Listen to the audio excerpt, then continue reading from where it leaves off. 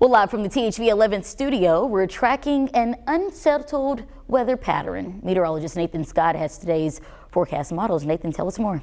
Good afternoon, Jurnee. My advice over the next several days, keep that rain gear close by because we're going to have a daily dose of showers and storms somewhere in central Arkansas. Out there right now, we've got a shield of clouds moving in from the southwest. Temperatures not too bad, into the 70s for the most part, but there have already been some spotty showers and thunderstorms bubbling up for this morning right over east central Arkansas. And there still are lingering across parts of Arkansas County, Monroe County, also stretching over to parts of Jefferson County. So there's going to be a quick downpour that could certainly add up to maybe a half inch to as much as 1 or 2 inches if it sits over your location for a long period of time. You see a bullseye right there. That's about an inch to an inch and a half according to radar estimates. More rain is situated out into northeast Texas, and this is all pushing its way off to the northeast. So the best chance of scattered showers and thunderstorms throughout the rest of the day will be for locations just to the south and west of Little Rock. Going into this evening,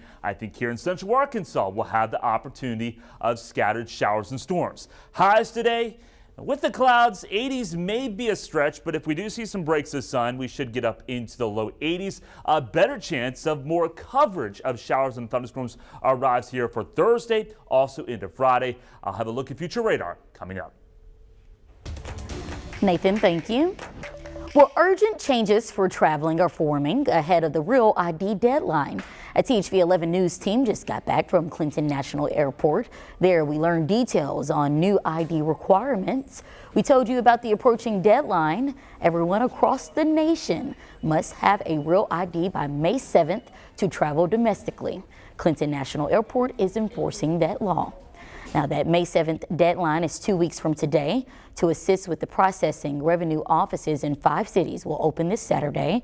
You can visit the locations in Little Rock, Fayetteville, Jonesboro, Texarkana, and Monticello.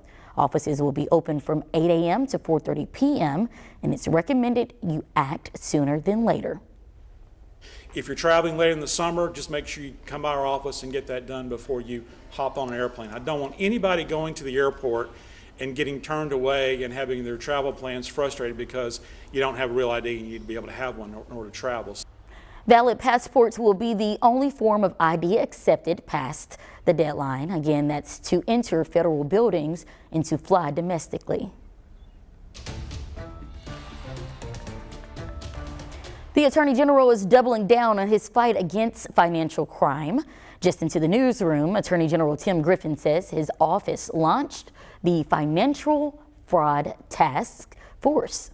It's made up of the Arkansas Bankers Association and the Arkansas Credit Union Association. There are also other stakeholders, all of which will meet quarterly to provide intelligence geared toward financial crime prevention. In a statement, Attorney General Tim Griffin says the intellect gathered will allow his office to, quote, track down perpetrators.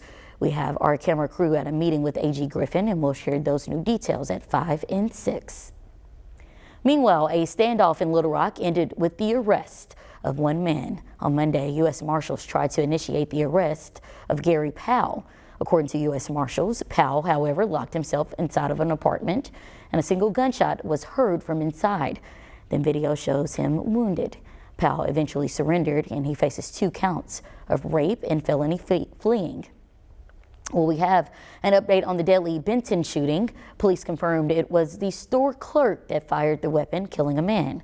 Last Friday, we told you someone was shot at a gas station in Saline County. The deceased victim confirmed as Alfredo Garza. It was reported that Garza spent the day drinking.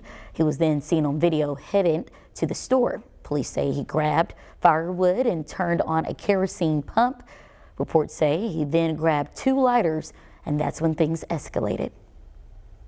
Armed with a pistol, the store clerk exits the gas station and confronts Garza. However, Garza refused to back down, and a struggle ensued. At one point, Garza can be seen on top of the clerk with the clerk's back on the asphalt. During the struggle, Garza was fatally wounded. Benton police will submit evidence to lawyers and will provide any updates that come forward.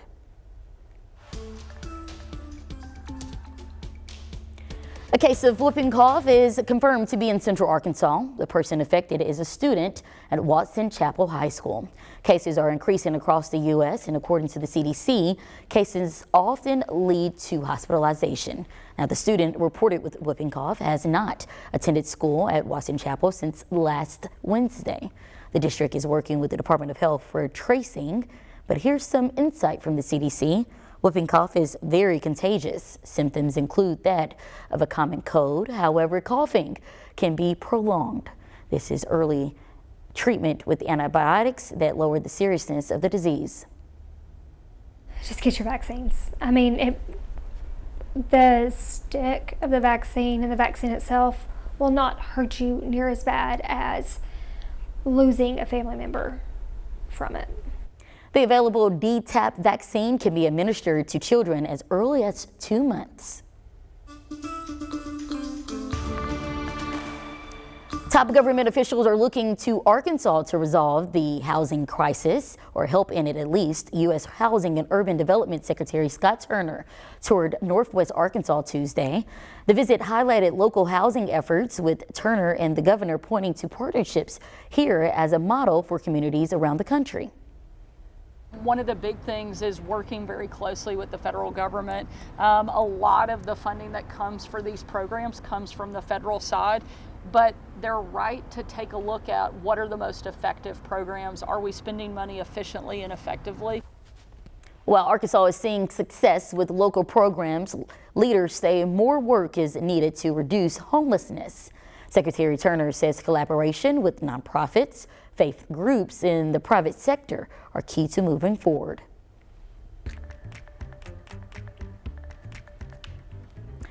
Well, President Trump says he will not fire Federal Reserve Chairman Jerome Powell. It's a different tone than just weeks ago, but at the same time, there's a shift on the stock market. Natalie Brand has the details from Capitol Hill. President Trump made an unexpected appearance this morning on the White House lawn, where he said there are plans to put up a new flagpole. We're putting up a beautiful, almost 100-foot tall American flag on this side and another one on the other side, 2 flags. Before walking back inside, he took some questions on trade negotiations, including with China. We are going to have a fair deal with China. It's going to be fair. Are you talking to them actively now? Actively. Everything's active. Everybody wants to be a part of what we're doing. China's foreign ministry said Wednesday the door to talks is wide open. Stock markets opened sharply up at the start of trading Wednesday after the president said on Tuesday the 145% tariff on Chinese imports will be substantially lowered. President Trump also softened his tone on Federal Reserve Chair Jerome Powell, now saying he has no plans to fire him. None whatsoever. Never did. The press runs away with things. No, I have no intention of firing him. Trump advisor Elon Musk told Tesla investors Tuesday that his work with Doge will be winding down, though he said he may still spend a day or two a week on government matters. Natalie Brand, CBS News, the White House. A new era is rising for the Roman Catholic Church. There's a movie centered on that theme, but some say it's not the most accurate. Through the rest of the work week, Mother Nature is going to play battleship with us. Some of us will get hit with a drenching downpour. Others may see little to no rain. I'll have a look at future radar and talk about if the active weather will stick around into the weekend coming up. The summer cereal drive is back, and we need your help to meet some pretty big goals. We're making 25 stops and hope to see you along the way. Just text cereal to 501-376-1111.